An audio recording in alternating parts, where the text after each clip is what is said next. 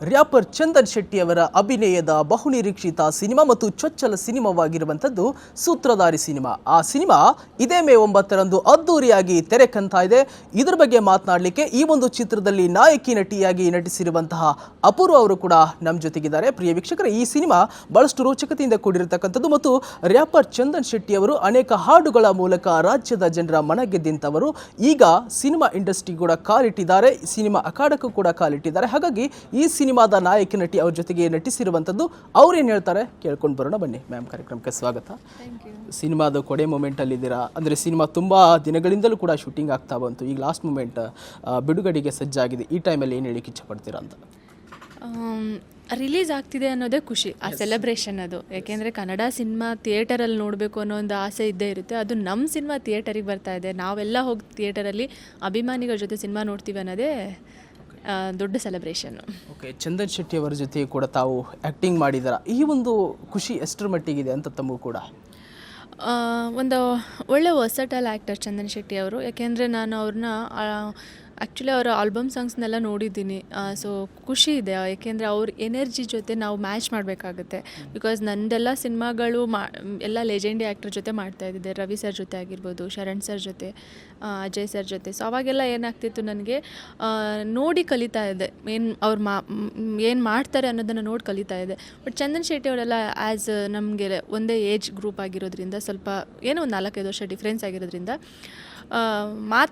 ಮಾತಾಡಬೇಕಾದ್ರೆ ಆಗಿರ್ಬೋದು, ಸೊ ಸಿನಿಮಾದ ಬಗ್ಗೆ ತಿಳ್ಕೊಳ್ಳೋದಕ್ಕೆ ಆ ಒಂದು ಕೆಮಿಸ್ಟ್ರಿ ವರ್ಕ್ ಆಯಿತು. So is very down to earth person. Yes ma'am, ಈಗ ಚಂದನ್ ಶೆಟ್ಟಿ ಅವರು ಸಿನಿಮಾಗ್ರಿಗೆ ಹೊಸಬು ಅಂತ ಹೇಳ್ಬೋದು. ಯಾಕಂತಂದರೆ ಅವರು ಹಾಡುಗಳ ಮೂಲಕ ತುಂಬ ಜನರ ಮನ ಗೆದ್ದಿದ್ದಾರೆ. 3 ಪೆಗ್ಗಿಗೆ ಆಗಲಿ, ಪಕ್ಕಾ ಚಾಕ್ಲೇಟ್ ಗರ್ಲ್ ಆಗಿ, ಕಾಟನ್ ಕ್ಯಾಂಡಿ ಆಗಲಿ, ಹೀಗೆ ಸಾಕಷ್ಟು ಹಾಡುಗಳನ್ನ ಹಾಡಿದ್ದಾರೆ. ಆದರೆ ಸಿನಿಮಾಗೆ ಅವರು ಫಸ್ಟ್ ಸಿನಿಮಾ ಇದು. ಅವ್ರಿಗೆ ಏನಾದರೂ ಆ ಶೂಟಿಂಗ್ ಸೆಟ್ಟಲ್ಲಿ ನರ್ವಸ್ನೆಸ್ಸು ಅಥವಾ ಏನಾದರೂ ಭಯ ಕಾಡುವಂಥದ್ದು, ಫಸ್ಟ್ ಸಿನಿಮಾ ಏನಾಗುತ್ತೋ ಏನಿಲ್ಲೋ ಎನ್ನುವಂಥದ್ದು ಏನಾದರೂ ಕಾಡ್ತಾ ಇತ್ತಾ ಅಂತ? ಆ್ಯಕ್ಚುಲಿ ಫಸ್ಟ್ ಡೇ ಶೂಟಿಂಗು ನಮಗೆ ಕ್ಲೈಮ್ಯಾಕ್ಸ್ ಸೀನ್ ಇಟ್ಬಿಟ್ಟಿದ್ರು, ನನಗೆ, ತಬಲ ನಾಣಿ ಸರ್ಗೆ, ಆಮೇಲೆ ಹೀರೋ ಸರ್ಗೆ. ಅಂದರೆ ತುಂಬ ದೊಡ್ಡ ದೊಡ್ಡ ಡೈಲಾಗ್ಗಳಿತ್ತು. ನಾನೇ ಅಂದ್ಕೊಂಡೆ, ಏನಪ್ಪ ಇದು ಫಸ್ಟ್ ಡೇನೇ ನಾವು ಯಾರಂತಲೇ ಇನ್ನೂ ಪರಿಚಯ ಆಗಿಲ್ಲ, ಒಂದು ಸೀನು ಮಾಡಿಲ್ಲ, ಇದೇನೋ ಪ್ರೊಡ್ಯೂಸರ್ ಸರ್ ಈಗ ಇಟ್ಕೊಂಡಿದ್ದಾರೆ ಡೈರೆಕ್ಟರ್ ಸರ್ ಅಂತ ಹೇಳಿಬಿಟ್ಟು. ಬಟ್ ಅವತ್ತು ತಬಲ ನಾಣಿ ಸರು, ನಾನು, ಚಂದನ್ 3 ಜನ ತುಂಬ ಚೆನ್ನಾಗಿ ಮಾಡಿದ್ವಿ. ಫಸ್ಟ್ ಟೇಕಲ್ಲಿ ಮಾತ್ರ ಅವ್ರಿಗೊಂಚೂರು ಟೆನ್ಷನ್ ಆದಂಗೆ ಅನ್ನಿಸ್ತು ಚಂದನ್ಗೆ. ಆಮೇಲೆ ನಮಗಿನ ಸೂಪರಾಗಿ ಆ್ಯಕ್ಟ್ ಮಾಡಿದರು. ತಬಲ ನಾಣಿ ಸರು, ಡೈರೆಕ್ಟರ್ ಸರ್ ಎಲ್ಲ ಚಪ್ಪಾಳೆ ತಟ್ಟಿದ್ರು, ತುಂಬ ಚೆನ್ನಾಗಿ ಮಾಡಿದ್ರು ಸರ್ ಅಂತ ಹೇಳಿಬಿಟ್ಟು.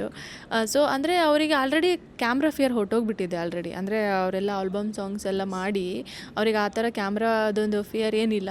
ಸೊ ನನಗೂ ಅಷ್ಟೇ, ಅವ್ರ ಜೊತೆ ವರ್ಕ್ ಮಾಡೋದಾಗಿರ್ಬೋದು. ತಬಲ ನಾಣಿ ಸರ್ ಸೆಟ್ಟಲ್ಲಿದ್ದರೆ ಆರಾಮಾಗಿರ್ತಾರೆ, ಎಂಜಾಯ್ ಮಾಡ್ತಾರೆ, ಖುಷಿಯಿಂದ ಕಾಮಿಡಿ ಕೂಡ ಮಾಡ್ತಾರೆ, ಎಲ್ಲೂ ಬೋರ್ ಆಗಲ್ಲ ನಮಗೆ. ಏನಾದರೂ ಹೆಚ್ಚು ಕಮ್ಮಿ ಆದರೆ ಇದನ್ನು ಹಿಂಗೆ ಮಾಡ್ಕೊಳ್ಳೋಣಮ್ಮ, ಇದನ್ನು ಮಾಡ್ಕೊಳ್ಳೋಣ ಚಂದನ್ ಅವರೇ ಅಂತ ಹೇಳಿಬಿಟ್ಟು ನಮ್ಗೆ ಇನ್ಪುಟ್ ಕೊಡೋದಾಗಿರ್ಬೋದು. ಸೊ ಇವೆಲ್ಲ ಚೆಂದ ಆಯಿತು.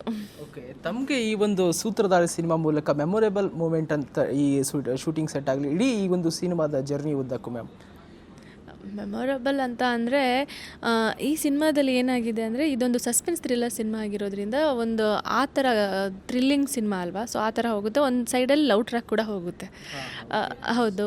ಸೊ ಆವಾಗ ಈ ಚಂದನ್ ಅವರಿಗೆ ಅವರ ಸಿನಿಮಾಗಳು ಸಾಂಗ್ಸಲ್ಲೆಲ್ಲ ಕೂಡ ಅವರೊಬ್ಬರೇ ಡ್ಯಾನ್ಸ್ ಮಾಡ್ತಾರೆ, ಹುಡುಗಿರನ್ನ ಟಚ್ ಮಾಡಿ ಕಿಸ್ ಸೀನ್ ಮಾಡೋದೆಲ್ಲ ಆ ಥರದ್ದೇನಿಲ್ಲ. ಬಟ್ ಈ ಸಿನಿಮಾದಲ್ಲಿ ಜಸ್ಟ್ ಕೆನ್ನೆಗೆ ಒಂದು ಕಿಸ್ ಕೊಡಬೇಕು, ಆ ಥರದೊಂದು ಸೀನ್ ಇತ್ತು. ಆ್ಯಸ್ ಎ ಆರ್ಟಿಸ್ಟ್ ನಾನು ಮಾಡಬಲ್ಲೆ, ಜಸ್ಟ್ ಕೆನ್ನೆಗೆ ಅಂದಾಗ ಓಕೆ, ಹೌದು. ಬಟ್ ಅವ್ರ ಕಡೆಯಿಂದ ತಗೊಳ್ಳೋದು ತುಂಬ ಕಷ್ಟ ಆಗಿತ್ತು ನಮಗೆ.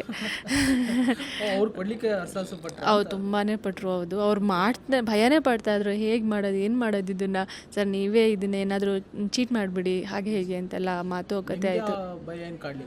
ಬಿಕಾಸ್ ನಾನು ಆಲ್ರೆಡಿ ಸಿನಿಮಾಗಳನ್ನ ಮಾಡಿದ್ದೀನಿ, ನನಗೆ ಗೊತ್ತು ಅದು ಅಷ್ಟು, ಅದು ನನ್ನ ಕೆಲಸ, ಅದು ನಾನು ಮಾಡಲೇಬೇಕು. ಆಮ್ ಆರ್ಟಿಸ್ಟ್, ನಾನು ಮಾಡಬೇಕಾಗುತ್ತೆ. ಬಟ್ ಅವ್ರು ಫಸ್ಟ್ ಸಿನಿಮಾ ಆಗಿರೋದ್ರಿಂದ ಅವರಿಗೆ ಇದು ಹೇಗಾಗುತ್ತೆ, ಇದನ್ನ ಹೆಂಗೆ ಮಾಡೋದು ಅನ್ನೋ ಒಂದು ಟೆನ್ಷನ್ ಇತ್ತು. ಆ ಒಂದು ಸ್ವಲ್ಪ ದಿನ ಮಾಲಲ್ಲಿ ಶೂಟ್ ನಡೀತಾ ಇತ್ತು. ಅದು ಕೂಡ ಅದು ಇವತ್ತು ಎಲ್ಲ ಇಂಟರ್ವ್ಯೂಸ್ನಲ್ಲಿ ಅದೇ ಹೇಳ್ತಾ ಇರೋದು, ಅದೊಂಚೂರು ಅವರು ಟೆನ್ಷನ್ ಆದರು, ಹೇಗಪ್ಪ ಇದು ಮಾಡೋದು ಅಂತ ಹೇಳಿ. So that is a memorable moment.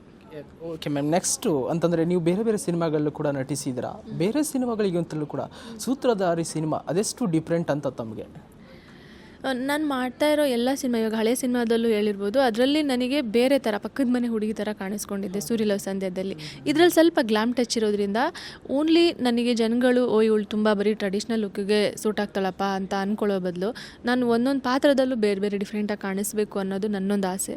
So ಆ ಥರ ವಿಕ್ಟ್ರಿ 2 ಆದಮೇಲೆ ನನಗೆ ಈ ಸಿನಿಮಾದಲ್ಲಿ ನವರಸನ್ ಸರು, ನಮ್ಮ ಕಿರಣ್ ಸರು, ಮೇಡಮ್ ಈ ಥರ ಇರುತ್ತೆ ಕ್ಯಾರೆಕ್ಟ್ರು, ನಿಮಗೆ ಚೆನ್ನಾಗಿದೆ, ಒಳ್ಳೆ ಸ್ಪೇಸ್ ಇದೆ ಅಂತ ಹೇಳಿದಾಗ ಎಸ್ ನಾನು ಸಿನಿಮಾ ಒಪ್ಕೊಂಡಿದ್ದೆ. ಈಗ ಕೊನೆ ಮೂಮೆಂಟಲ್ಲಿ ಇದೇ 9ರಂದು ಮೇ 9ರಂದು ಬಿಡುಗಡೆ ಆಗ್ತಾ ಇದೆ. ಕೊನೆ ಹಂತದ ತಯಾರಿಗಳು ಯಾವ ರೀತಿ ನಡೀತಾ ಇದೆ ಚಿತ್ರತಂಡದಿಂದ ಅಂತೇಳಿ? ನವರಸನ್ ಸರ್ ಆಲ್ರೆಡಿ ಗೊತ್ತು, ತುಂಬ ಚೆನ್ನಾಗಿ ಪ್ರಮೋಷನ್ಸ್ ಮಾಡ್ತಾರೆ. ನಮ್ಮ ಸಿನಿಮಾ ಅಲ್ಲದೇ ಕೂಡ ಬೇರೆ ಈವೆಂಟ್ಸ್ಗಳಾಗಿರ್ಬೋದು, ಸಿನಿಮಾ ಇಂಡಸ್ಟ್ರಿಯಲ್ಲಿ ತುಂಬಾ ಕೆಲಸ ಮಾಡ್ತಾರೆ. ಸೊ ಅವ್ರದ್ದೇ ಆದಂಥ ಸಿನಿಮಾ ರಿಲೀಸ್ ಆಗ್ತಿದೆ ಅಂದಮೇಲೆ ತುಂಬ ಒಳ್ಳೆ ಪ್ರಮೋಷನ್ಸ್ ಜೋರಾಗೇ ಇರುತ್ತೆ. ಸೊ ನಾವು ನೋಡ್ತಾ ಇದ್ದೀವಿ, ನನ್ನೆಯಿಂದ ಪ್ರಮೋಷನ್ಸ್ ಆ್ಯಕ್ಟಿವಿಟೀಸ್ನಲ್ಲಿ ಭಾಗವಹಿಸಿದ್ದೀವಿ. ಚೆನ್ನಾಗಿ ಮಾಡ್ಕೊಂಡಿದ್ದಾರೆ ಪ್ರಮೋಷನ್ ವೈಸು. ನಾನು ಮಾಡ್ತಾ ಇದ್ದೀನಿ ಇವಾಗ, ಇದಾದಮೇಲೆ ಇನ್ನೂ ಬೇರೆ ಬೇರೆ ಚಾನೆಲ್ಸ್ ಎಲ್ಲ ಇದೆ. ಸೊ ಚೆನ್ನಾಗಿ ಹೋಗ್ತಾ ಇದೆ. ಬೇರೆ ಕಡೆ ಇವಾಗ ಪೋಸ್ಟರ್ಸ್ ಆಗಿರ್ಬೋದು, ಟ್ರೇಲರ್ ಬೇರೆ ಕಡೆ ಎಲ್ಲ ಥಿಯೇಟರ್ಗಳೆಲ್ಲ ಹಾಕ್ಸೋದಾಗಿರ್ಬೋದು, ತುಂಬ ಚೆನ್ನಾಗಿ ನಡೀತಾ ಇದೆ. ಓಕೆ ಮ್ಯಾಮ್, ಇನ್ನೊಂದು ವಿಷಯ ತುಂಬ ಸುದ್ದಿ ಆಗ್ತಾ ಇದೆ. ಚಂದನ್ ಶೆಟ್ಟಿ ಅವರು ತಮ್ಮ ಜೊತೆಗೆ ಲವ್ ವಿಷಯ ಕೂಡ ಹೀಗೆ ಬರ್ತಾ ಇದೆ ಈ ಒಂದು ಸಿನಿಮಾಗಳ ಮೂಲಕ. ಅದ್ರ ಬಗ್ಗೆ ಏನು ಹೇಳಿಕೆ ಇಷ್ಟಪಡ್ತೀರಾ? ನನಗೇನು ಅರ್ಥ ಆಗಲಿಲ್ಲ ಅಂತಂದರೆ, ಈಗ ಅಪೂರ್ವ ಅವ್ರನ್ನ ಲವ್ ಮಾಡ್ತಾ ಇದ್ದಾರೆ ಹೀಗೆ ಚಂದನ್ ಶೆಟ್ಟಿ ಅವರು ಎನ್ನುವುದು. ಹಾಂ, ಹೌದು. ಓಕೆ ನೀವು ಹಂಗೆ ಕೇಳಬೇಕಲ್ವಾ ಸಿನಿಮಾದಲ್ಲಿ ಅಂತ. ಸಿನಿಮಾದಲ್ಲಿ ಹೌದು, ಅಂದರೆ ಅದೊಂದು, ಅಂದರೆ ನಾನು ಅವ್ರು ಸ್ಟಾರ್ಟಿಂಗ್ ನನ್ನ ಹಿಂದೆ ಬೀಳ್ತಾರೆ ಲವ್ ಮಾಡೋದಕ್ಕೆ. ಏಕೆಂದರೆ ಅವರು ಬರೀ ಪೊಲೀಸ್ ಆಫೀಸರ್ ಅಲ್ಲ, ಪೊಲೀಸ್ ಆಫೀಸರ್ ಅಂತ ಆ ಥರ. ಅಂದರೆ ನಾವು ಈ ಸಿನಿಮಾದಲ್ಲಿ ಅವರು ಪೊಲೀಸ್ ಆಫೀಸರ್ ಅನ್ನೋದಕ್ಕಿಂತ ಒಂದು ಕೆಲಸದ ಮೇಲೆ ಅವ್ರಿಗೆ ಗೊತ್ತಾಗಬಾರ್ದು, ಪೊಲೀಸ್ ಆಫೀಸರ್ ಅಂತ ಗೊತ್ತಾಗಬಾರ್ದು, ಆ ಥರ ಒಂದು ರೀತಿಲಿ ಕಾಣಿಸ್ಕೋಬೇಕಾಗುತ್ತೆ. ಅದಕ್ಕೆ ಅವರು ಕ್ಲೀನ್ ಶೇವಲ್ಲಿಲ್ಲ, ಸ್ವಲ್ಪ ಬಿಯರ್ಡ್ ಆಗಿರ್ಬೋದು, ಆ ಥರದೊಂದು ಏನು ಮಫ್ತಿ ಇದರಲ್ಲಿ ಇರ್ತಾರೆ ಅವರು. ಸೊ ಆ ಥರ ಕಾಣಿಸ್ಕೋತಾರೆ. ಅದ್ರ ಜೊತೆಯಲ್ಲಿ ಲವ್ ಟ್ರ್ಯಾಕ್ ಹೋಗುತ್ತೆ, ನಾನು ಅವ್ರ ಹಿಂದೆ ಬೀಳ್ತೀನಿ, ಸೊ ಲವ್ ಮಾಡಬೇಕಾಗುತ್ತೆ. ಸೊ ನಾನು ಅವ್ರಿಗೆ ಎಷ್ಟು ಹೆಲ್ಪ್ ಆಗ್ತೀನಿ ಸಿನಿಮಾದಲ್ಲಿ, ಆ ಒಂದು ಕತೆಗೆ ಎಷ್ಟು ಅವ್ರು ನನ್ನ ಕಡೆಯಿಂದ ಎಷ್ಟು ಹೆಲ್ಪ್ ಆಗುತ್ತೆ. ಸೊ ಒಂದು ಡಿಫ್ರೆಂಟ್ ಆಗಿರೋವಂಥ ಎಕ್ಸ್ಪೀರಿಯೆನ್ಸ್ ಅಂತೂ ಕೊಡುತ್ತೆ ಸಿನಿಮಾ. ಓಕೆ ಮ್ಯಾಮ್, ತಮ್ಮದು ಹಾಗಾದರೆ ಲವ್ ಏನಾದರೂ ಇದೆಯಾ, ಆ ಥರದ್ದು ಏನಾದರೂ ವಿಷಯಗಳು? ಮತ್ತು ನಿಮ್ಮ ಮದುವೆ ಬಗ್ಗೆ ಮಾತಾಡೋದಾದರೆ? ಅದಕ್ಕಿಂತ ಟೈಮ್ ಇದೆ ಸರ್. ಇನ್ನು ಇವಾಗೆಲ್ಲ ಕೆಲಸ ಮಾಡಬೇಕು. ಕೆಲಸದಲ್ಲಿ ಏನಾದರೂ ನಮ್ಮನ್ನು ನಾವು ಗುರುತಿಸ್ಕೋಬೇಕು, ಜನಗಳಿಗೆ ಹತ್ತಿರ ಆಗಬೇಕು ಅನ್ನೋದಕ್ಕೆ ದುಡಿತಾ ಇದ್ದೀವಿ. ಸೊ ಅದೆಲ್ಲ ಸ್ವಲ್ಪ ದಿನ ಮುಂದೆ, ಇವಾಗ ಸದ್ಯಕ್ಕಿಲ್ಲ. ಏನಾದರೂ ಸೆಟ್ ಮಾಡ್ಕೊಂಡಿದ್ದೀರಾ ಅಥವಾ ಏನಾದರೂ ಹುಡುಕಿದ್ದೀರಾ ಅಥವಾ ಇನ್ನೂ ಹುಡುಕ್ಬೇಕು ಅನ್ನೋ ಪ್ಲ್ಯಾನಲ್ಲಿ ಇದೆಯಾ ಅಂತ? ಇಲ್ಲ ಸರ್, ಫ್ಯಾಮಿಲಿ ಕಡೆಯಿಂದ ಆ ಥರ ಇಲ್ಲ ಆ ಥರ ಸದ್ಯಕ್ಕೆ ಏನೂ ಇಲ್ಲ. ಆ ಥರ ಏನಾದರೂ ಇದ್ದರೆ ನಿಮ್ಗಳ ಮುಂದೆ ಫಸ್ಟ್ ಹೇಳೋದು ನಾವು. ಸದ್ಯಕ್ಕೆ ಏನೂ ಇಲ್ಲ ಆ ಥರ. ಓಕೆ ಮ್ಯಾಮ್, ಕೊನೆಯ ಸೂತ್ರದಲ್ಲಿ ಸಿನಿಮಾದ ವೀಕ್ಷಕರಿಗೆ ಏನು ಹೇಳ್ತೀರಾ ಮೇ 9ರಂದು ಬಿಡುಗಡೆ ಆಗ್ತಾ ಇರೋ ಬಗ್ಗೆ? ನಾವೆಲ್ಲರೂ ಕೂಡ ಥಿಯೇಟರಿಗೆ ಬಂದು ಸಿನಿಮಾ ನೋಡ್ತೀವಿ. ನಾನು, ಚಂದನ್ ಆಗಿರ್ಬೋದು, ಆಮೇಲೆ ನನ್ನ ಇಡೀ ತಂಡ, ಸೂತ್ರಧಾರಿ ತಂಡ, ಎಲ್ಲ ಊರುಗಳಿಗೆ ಬಂದು ಸಿನಿಮಾ ನೋಡಬೇಕು ಅಂತ ಅಂದ್ಕೊಂಡಿದ್ದೀವಿ. ಒಂದು ಒಳ್ಳೆ ಸಸ್ಪೆನ್ಸ್ ಥ್ರಿಲ್ಲರ್ ಸಿನಿಮಾನ ಥಿಯೇಟರಲ್ಲಿ ನೋಡೋಣ. ಎಲ್ಲರೂ ಕೂಡ ಬನ್ನಿ, ನಾವೆಲ್ಲರೂ ಕೂಡ ಥಿಯೇಟರಲ್ಲಿ ಮಜಾ ಮಾಡೋಣ. ಒಂದು ಒಳ್ಳೆ ಸಿನಿಮಾನ 2 hours ಹೇಗೆ ಹೋಗುತ್ತೆ ಅಂತ ನಿಮಗಂತೂ ಗೊತ್ತಾಗೋದಿಲ್ಲ. ಆ ಒಂದು ಭರವಸೆ ನಾವು ಕೊಡ್ತೀವಿ. ಎಲ್ಲರೂ ಕೂಡ ಥಿಯೇಟರಲ್ಲಿ ಮೇ 9th ರಿಲೀಸ್ ಆಗ್ತಾ ಇದೆ ಸಿನಿಮಾ. ಎಲ್ಲರೂ ಬಂದು ಥಿಯೇಟರಿಗೆ ಬಂದು ಸಿನಿಮಾ ನೋಡಿ. Thank you so much. ಇದಿಷ್ಟು ನಾಯಕಿ ನಟಿ ಅಪೂರ್ವ ಅವರ ಮಾತುಗಳು. ಇದೇ 9ರಂದು ರಾಜ್ಯಾದ್ಯಂತ ಬಿಡುಗಡೆಯಾಗ್ತಾ ಇದೆ ಸೂತ್ರಧಾರಿ ಸಿನಿಮಾ. ನೀವೆಲ್ಲರೂ ಕೂಡ ಬಂದು ವೀಕ್ಷಿಸಿ ಸಿನಿಮಾ ಹೇಗಿದೆ ಎನ್ನುವುದರ ಮೂಲಕ ಅಭಿಪ್ರಾಯವನ್ನು ತಿಳಿಸಿ. ಕ್ಯಾಮ್ರಾ ಪರ್ಸನ್ ಗಿರೀಶ್ ಜೊತೆ ಚಿದಾನಂದ ರುದ್ರಾಪುರ್ ಮಠ್, ವಿಶ್ವವಾಣಿ ಟಿವಿ, ಬೆಂಗಳೂರು.